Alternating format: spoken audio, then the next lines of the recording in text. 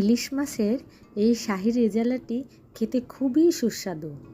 এই রেজালাটি খুবই অল্প উপকরণ দিয়ে একটি মজাদার রেসিপি তৈরি করা যায়।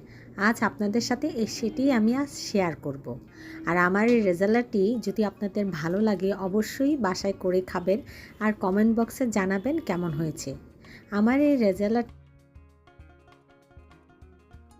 এখানে আমি কয়েক পিস মাছ নিয়েছি। এটা আমি একটু জর্দা রং দিয়ে আর সামান্য লবণ দিয়ে মেখে নিব। এরপর একটি প্যানে পরিমাণ মতন তেল নিব। তেলটা একটু বাড়িয়ে নিতে হবে যেহেতু এটাতেই আমি রান্নাটা শেষ করব। এরপর একটু পেঁয়াজ দিয়ে আমি বেরেস্তা করে নিয়েছি, বেরেস্তাটা উঠিয়ে ফেলবো। আর সেই তেলে আমি মাছগুলোকে একটু পরিমাণ ভেজে নিব, বেশি ভাজবো না, সামান্য পরিমাণ একটু ভেজে নিব। এক এক করে আমি মাছগুলো দিয়ে দিচ্ছি।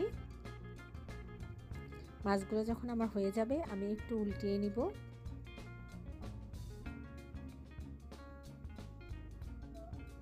আমার মাছ ভাজাগুলো শেষ, এখন আমি উঠিয়ে নিচ্ছি এবং এই মাছ ভাজার তেলে আমি সামান্য পরিমাণ পেঁয়াজ দিয়েছি।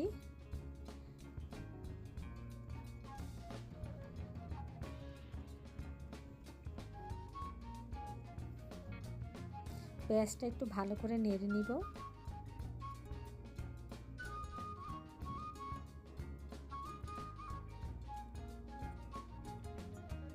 এখন আমি দিয়ে দিচ্ছি পরিমাণ মতন লবণ, দিয়ে দিব কাজু বাদাম, পেস্তা বাদাম, চেনা বাদাম, আর দিয়ে দিচ্ছি সামান্য গুঁড়ো দুধ, আর দিয়ে দিব টক দই আর নারকেল বাটা,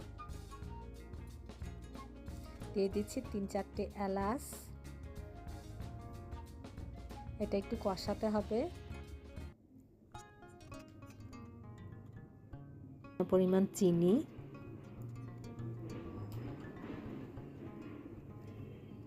দিয়ে দিচ্ছি নারকেল বাটা,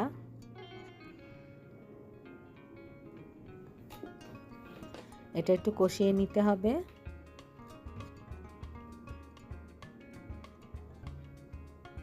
এখন সামান্য পরিমাণ পানি দিয়ে আমি একটু ঢেকে দিব। পানিটা যখন টেনে আসবে এক এক করে আমি কিছু কাঁচামরিচ দিয়ে দিব, আস্ত কাঁচামরিচ, আর দিয়ে দিচ্ছি একটু লাল গুঁড়া মরিচ, দিয়ে দিচ্ছি পেঁয়াজে যেগুলো আমি বেরেস্তাটা উঠিয়ে রেখেছিলাম সেই বেরেস্তাগুলো দিয়ে দিচ্ছি। দিয়ে একটু কষাতে হবে, ঢেকে দিব কিছুক্ষণের জন্য। পানিটা যখন একদম সামান্য পরিমাণ একটু টেনে যাবে তখন আমি এক এক করে মাছগুলো দিয়ে দিব।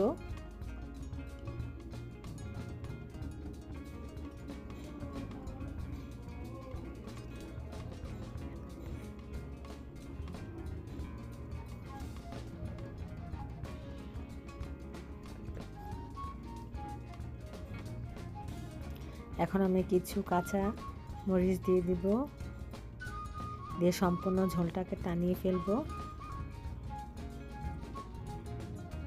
দিয়ে দিচ্ছি বেরেস্তা, পেঁয়াজের বেরেস্তা আর সামান্য পরিমাণ ধনেপাতা।